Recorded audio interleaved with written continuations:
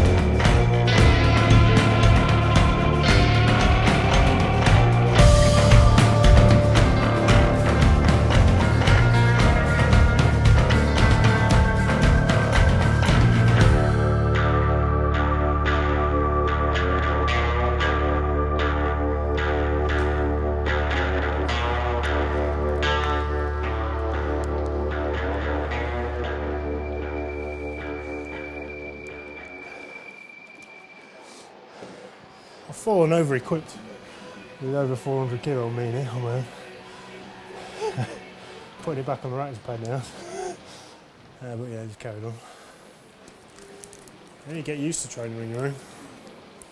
My name's Tony Cliffe and we're currently in my garage, which also happens to be my gym.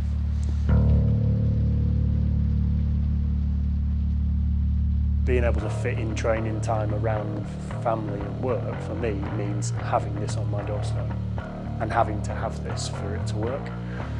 Because I could finish work and go straight to a gym in Manchester and train for 2 hours and then come home after, but I would have sacrificed my family time for that. I don't want to do that, you know, that's not ideal for me or our family life.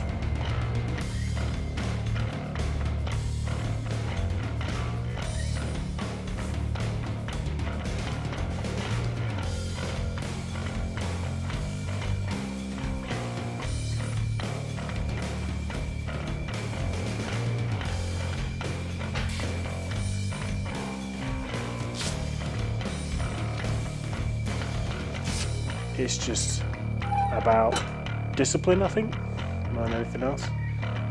Talked in the past about you know, how people are motivated to get through their training, and I don't feel all that motivated all the time, but I am really disciplined. I don't know, like, you know, life gets in the way sometimes of the perfect plan, but I'm not sure the perfect plan really exists.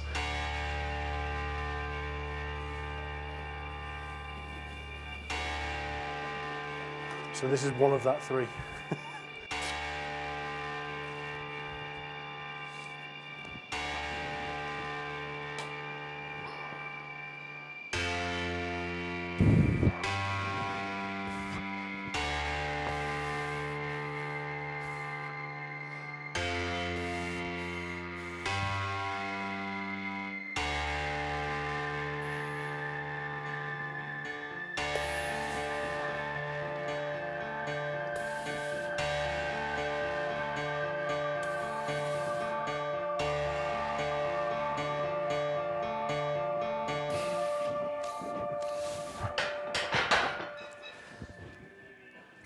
Don't let one thing affect the other as well, I think is important. It's a personal choice, and if you choose to make it impossible, it will be. If you don't think about it, and you just do it, often you find it's not as intolerable as you thought it was.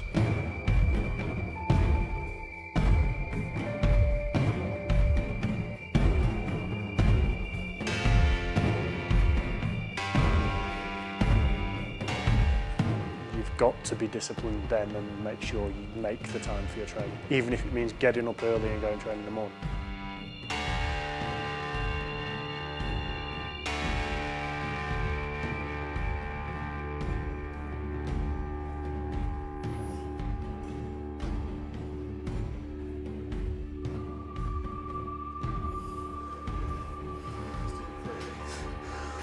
yeah, not much. It took me a while to realise that you don't need any of that stuff. I used to train in gyms and going on leg presses, leg extensions, leg curls.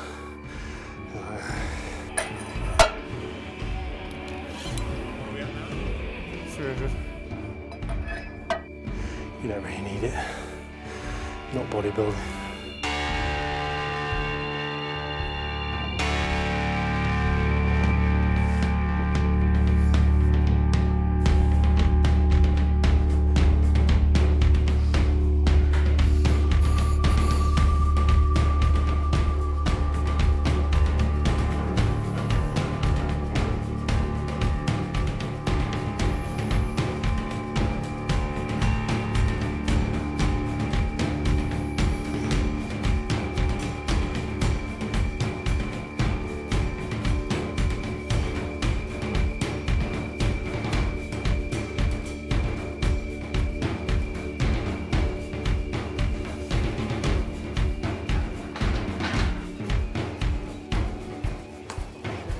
Subjectively, I think I'd just say everything's really hard all the time. So I have to video it and watch it back to make sense of any of it. So I think in the moment, as you're doing it, you know, you're too human, aren't you? Emotions get in the way. So I like to film it and then either watch it tomorrow morning or later tonight when I've forgotten how I was feeling when I did it.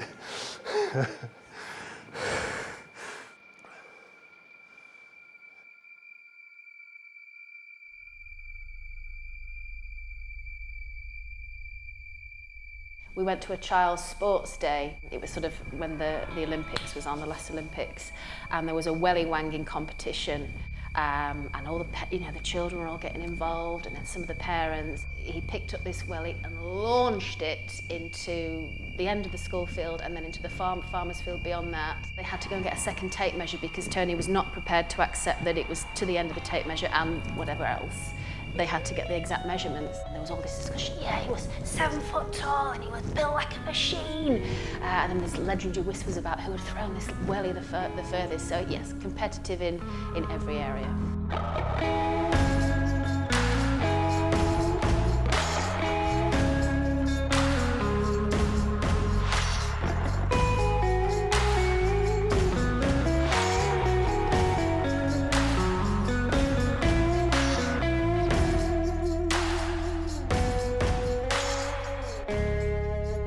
This is probably the best my bench has felt since the Worlds in June.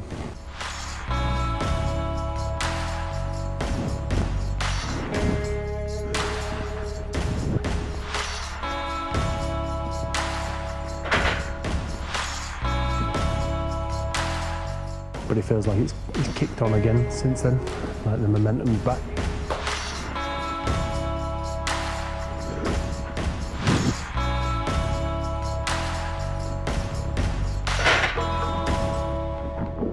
Since he's become a father, he seems to win more and do better. A lot of competitions where Freya's been in, it goes deathly quiet and no one says anything. And then Freya will shout, "Come on, Daddy!" I just cut my hand on my wrist. Yeah. They're really sharp. And I haven't got around to fixing it. We see a scale on that knuckle. I managed to cut that open on that, that's why that's covered in tape. There's a really sharp corner on there. I caught it on my way up and literally split my knuckle open.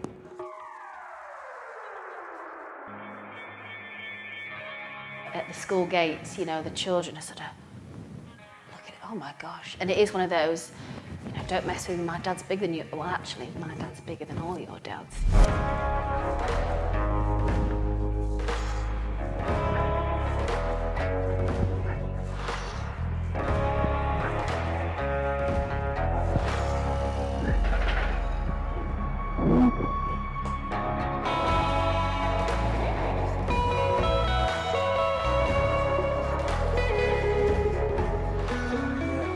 I just love training. I've always loved training. I've fallen in and out of love with each lift over that 20 years. If you let it become your whole life, then it does. Just don't let it.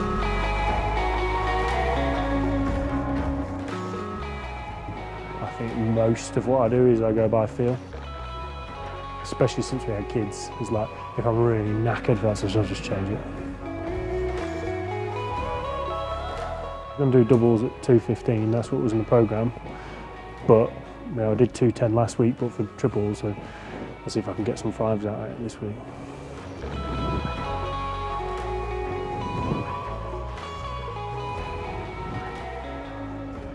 You wouldn't program that for anyone. You wouldn't go, no, you're going to go from the same weight for triples to the following week do the same weight for fives. Like, who fucking programmed that? You'd have to be mad.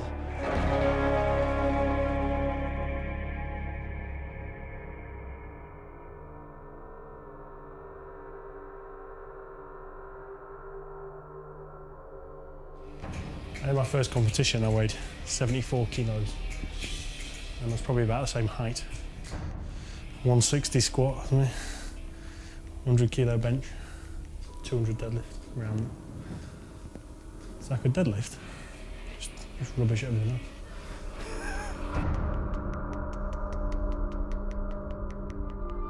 We've seen a lot of faces come and go over the years, but where I've sort of progressively improved, and yet some people come and they have a year where they get better and then they seem to plateau and stay there, whereas I've just got progressively managed to keep that movement going. Admittedly, not every year it's been a big jump, but you know, 10 kilos here, 15 kilos there. It just wants to pull out your hands. It's like trying to tear your calves off. I always struggle around just below the knee. So I did a lot of work off the rack, but when you've done loads of work for equipped deadlifting, your pull from the floor suffers because you're getting loads out of the suit. So as soon as I took the suit off, I need to be pulling from the floor, I can't just pull out of the rack. So this is like the variation that works both areas that I need working.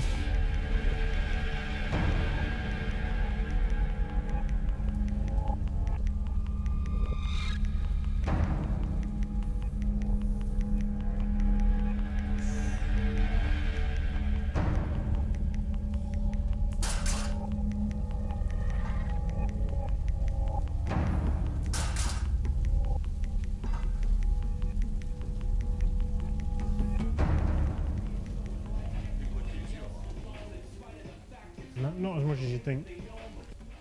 I think it's that I haven't exactly shot to the top of the sport in 5 minutes, have I? It's been slow burn here. Still here! Still going! If I had, it'd be like the shittest gear ever. No one would ever take it. It took you 20 years cheating. What the f have you been taking? No one's queuing up for purchase that substance, so.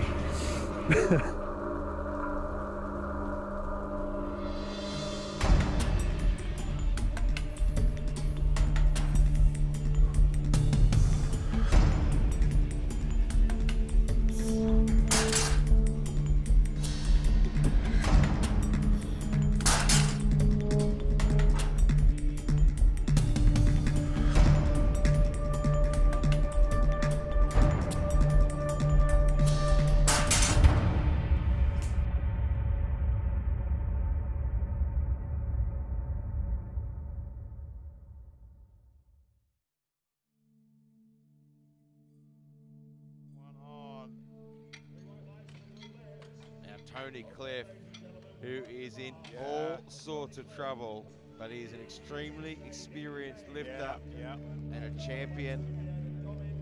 If anyone can pull himself out of this, the first it's one Tony Cliffe. Was just short.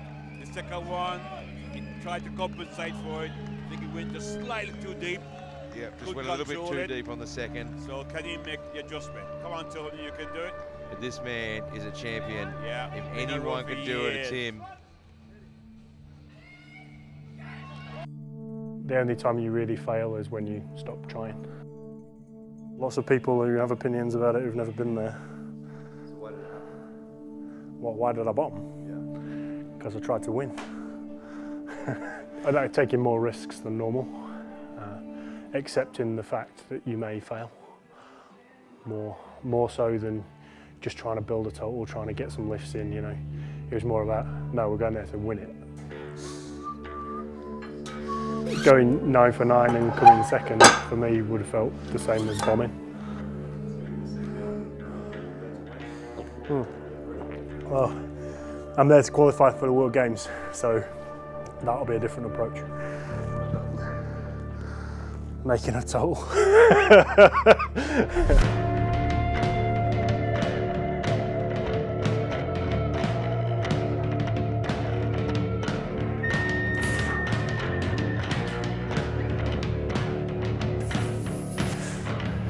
Training age, I feel old. How old are most people when they've been training 20 years? I don't know.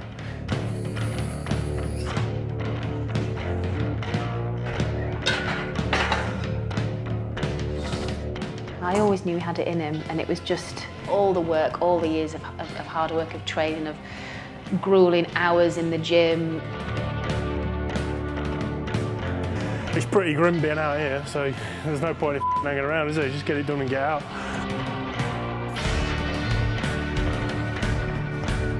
You know, even if he's not lifting, he turns up to spot, you know, to coach other people. He's done a lot of training plans, you know, for people who are new to the sport.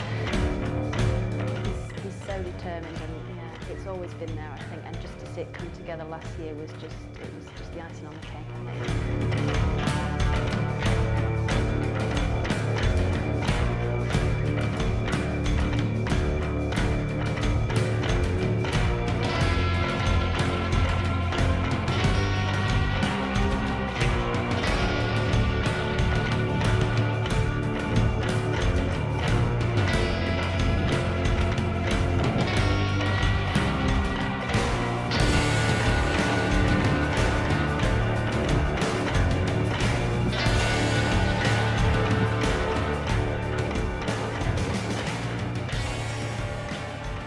That's the thing about powerlifting is a performance as well, isn't it? And you remember that.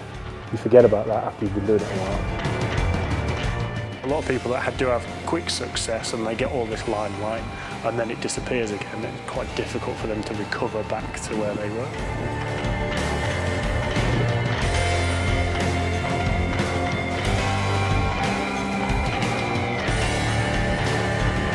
Lifters that have great potential and they never really fulfill it.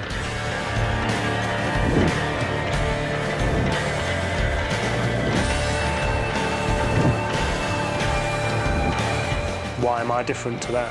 Just because I've found a sport that I love, and why would I want to go and do anything else?